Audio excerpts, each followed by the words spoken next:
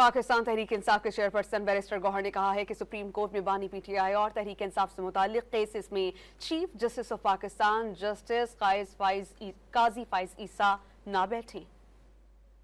5 ممبر